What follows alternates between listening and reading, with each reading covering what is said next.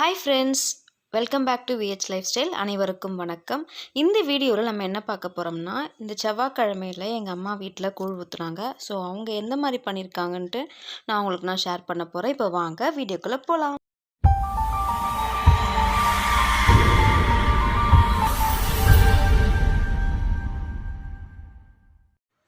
ஆடி மாதம் வந்துட்டாலே அம்மனுக்கு வந்துட்டு சிறப்பாக இருக்கும். ஸோ நிறைய சாமி கும்பிட்றது, அந்த வழிபாடு நிறையவே இருக்கும். அதே மாதிரி ஆடி கிருத்திகை வீடியோ போட்டிருக்கேன், மேலே ஐகார்டில் கொடுக்குறேன், பார்த்து செக் பண்ணிக்கோங்க. அதே மாதிரி ஆடி அமாவாசையும் வீடியோ போட்டிருக்கேன். ஸோ டிஸ்கிரிப்ஷனில் லிங்க் தரேன், பார்த்து செக் பண்ணிக்கோங்க. கூழ் ஊற்றி படைக்கிறதுக்கு முன்னாடி வெள்ளிக்கிழமையிலேயே வந்துட்டு சாமி கும்பிடுவாங்க. நார்மலாக எப்பவும் போல் சாமி கும்பிட்ற மாதிரி கும்பிடுவாங்க. சில பேர் ஞாயிற்றுக்கிழமையில் கூழ் ஊற்றுவாங்க, சில பேர் செவ்வாய்க்கிழமையில் கூழ் ஊற்றுவாங்க. எங்கள் அம்மா பார்த்திங்கன்னா போன வாரம் வெள்ளிக்கிழமை சாமி கும்பிட்டுட்டு இப்போது இந்த செவ்வாய்க்கிழமையில் புடவை வச்சு படைச்சி கூழ் ஊற்றுவாங்க. ஸோ முன்னாலே வந்துட்டு கூழ்லாம் ரெடி பண்ணிவிடுவாங்க.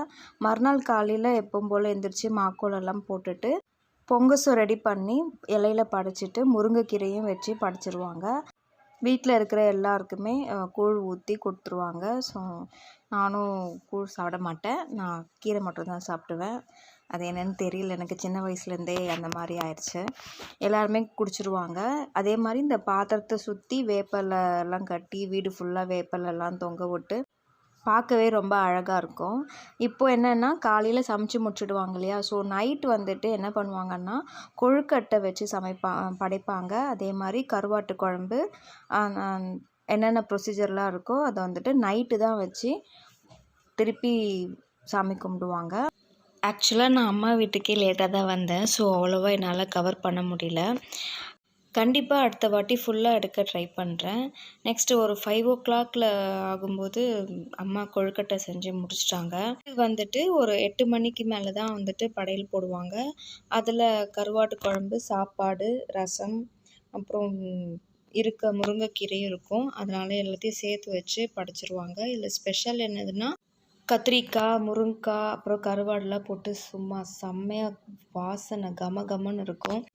இதோட ரெசிபியும் அம்மா கிட்ட கேட்டு ஒரு வீடியோவாக போட்டுடுவேன். நிறைய கருவாடெல்லாம் இருக்கும். ஸோ அம்மா செஞ்சது வந்துட்டு இந்த வாழை கருவாடு, அதனால் அதுவும் நல்லாயிருக்கும். மெயினாக இது தான் செய்வாங்கன்னு நினைக்கிறேன். ஊர்லெல்லாம் வந்துட்டு இப்படி தான் செய்வாங்க. நல்லாயிருக்கும், சூப்பராக இருக்கும். அடுத்தது நம்ம இலையை போட்டு படைச்சிட்டாங்க.